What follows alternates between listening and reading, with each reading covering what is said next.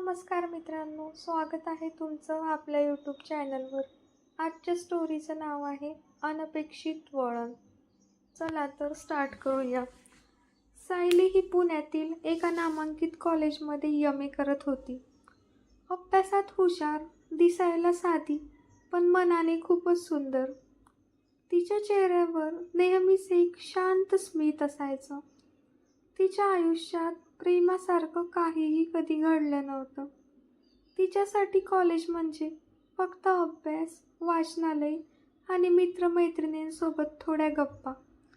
एकदा कॉलेजमध्ये वार्षिक कार्यक्रमाच्या तयारीदरम्यान ती नाटकाच्या रिहर्सलला बसली होती. तिथेच पहिल्यांदा आदित्यशी तिची भेट झाली. आदित्य हा कॉलेजमधला सर्वात लोकप्रिय मुलगा. उंच, देखणा, गोड बोलणारा आणि थोडा खट्याळ स्वभावाचा. मुली त्याच्या मागे असायच्या, पण आदित्य नेहमीच म्हणायचा, मला खरी आणि साधी व्यक्ती आवडते, दिखावा करणारी नाही. त्याची नजर पहिल्यांदा सायलीवर पडली तेव्हा त्याला तिचं वेगळेपण जाणवलं. न बोलता खूप काही सांगणारे तिचे डोळे, साधेपणात दडलेलं सौंदर्य आणि तिचा अभ्यासू पण आत्मविश्वासू स्वभाव. त्याच्यात ओळख झाली. नंतर गप्पा वाढल्या. नाटकाच्या रिहर्सलमधून त्यांच्या नात्याची सुरुवात झाली. हळूहळू आदित्य आणि सायली खूप चांगले मित्र झाले. वर्गानंतर लायब्ररीत भेटणं, एकमेकांना नोट्स देणं, चहा कॉफीवर गप्पा मारणं सुरू झालं.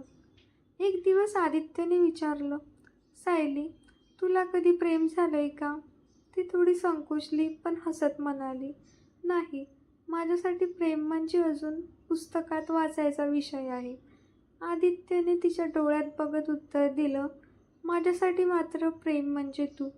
सायली गप्प बसली. हृदयाची धडधड वाढली. तिला उत्तर सुचलं नाही, पण त्या रात्री पहिल्यांदाच तिने कोणाचं नाव मनात हजारदा घेतलं, आदित्य. त्याचं नातं आता फक्त मैत्रीपूर्ण मर्यादित राहिलं नव्हतं. दोघंही एकमेकांसोबत वेळ घालवायला निमित्त शोधू लागले. पहिल्यांदा आदित्यने तिला मैत्रिणींच्या समोर माझी गर्लफ्रेंड म्हणून ओळख करून दिली. तेव्हा सायलीच्या गालावरचा लाजेचा गुलाबी रंग आदित्यला कधीही विसरता आला नाही. कॉलेजच्या कॅम्पसमधल्या झाडाखाली बसून त्यांनी पहिल्यांदा एकमेकांचा हातात हात घेतला. सायलीने मनात विचार केला, हेच का ते प्रेम? जेवढं सुंदर आहे तेवढंच भीतीदायक. जशी त्यांची जवळीक वाढत गेली तशी काहींना हे न पटणारी चर्चा सुरू झाली. सायली मध्यमवर्गीय कुटुंबातून होती. तिच्या वडिलांना मुलगी फक्त अभ्यासात पुढे जावी असं वाटत होतं. आदित्य मात्र श्रीमंत घरातून होता. त्याचे आईवडील व्यवसायात मोठे होते. त्यांना मुलाने आपल्या समाजातल्या मुलीशी, समान घराण्यातल्या मुलीशीच लग्न करावं असं वाटत होतं. एकदा आदित्यच्या आईने त्याला थेट विचारलं, ती सायली कोण आहे? रोज दिसते तुझ्यासोबत. तुला ठाऊक आहे ना आपल्याला कुठल्या घरचं नातं हवंय? आदित्यने स्पष्ट सांगितलं, आई, सायली माझं प्रेम आहे आणि तिचं माझं भविष्य आहे. घरात वाद झाले, पण आदित्य ठाम होता.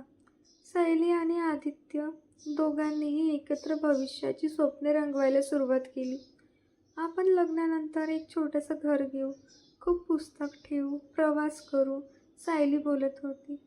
आणि तुझं हास्य कधीही हरवणार नाही, कारण ते माझ्यासाठी सगळ्यात मोठं जगणं आहे, असं आदित्य म्हणायचा. पण नियतीला काहीतरी वेगळंच मान्य होतं. कॉलेजचं शेवटचं वर्ष होतं. प्लेसमेंटसाठी मुलाखती सुरू होत्या. सायलीला एका मोठ्या प्रकाशन संस्थेत नोकरी मिळाली. आदित्यलाही परदेशात जाण्याची संधी मिळाली. दोघंही दोघांसाठी खूप आनंदी होते. पण अंतरामुळे त्यांना नातं कसोटीवर आलं होतं. पण हळूहळू आदित्यच्या आयुष्यात नवीन माणसं आली, नवीन स्वप्न आली. सायली मात्र अजूनही त्याच्यावर मनापासून प्रेम करत राहिली. एकदा अचानक आदित्यने तिला फोन केला, सायली, मला तुला काही सांगायचंय. तिचे हृदय जोरजोरानं धडधडलं. काय झालं? ती म्हणाली, मी लग्न करतोय. आईवडिलांनी ठरवलेलं नातं आहे, मला माफ कर. क्षणभर सैलीला काही ऐकूच आलं नाही. डोळ्यातून अश्रू वाहू लागले.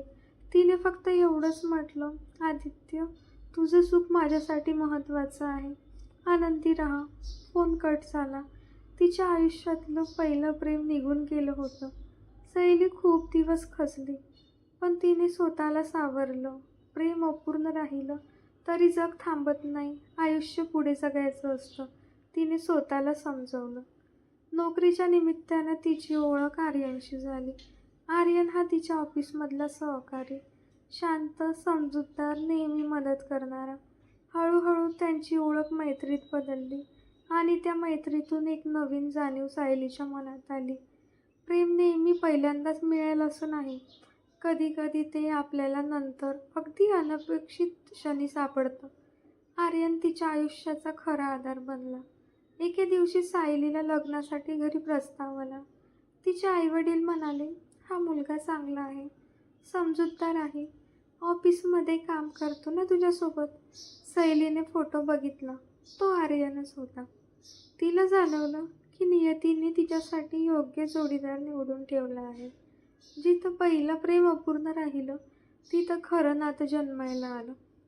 लग्नाच्या दिवशी सैलीने आरशात स्वतःकडे पाहिलं. चेहऱ्यावर हास्य होतं, डोळ्यात शांतता होती. तिला जाणवलं, खरं प्रेम तेच जे तुला सोबत घेऊन पुढे जातं, भूतकाळात अडकून ठेवत नाही. सैली आणि आर्यनचं वैवाहिक जीवन आनंदाने सुरू झालं.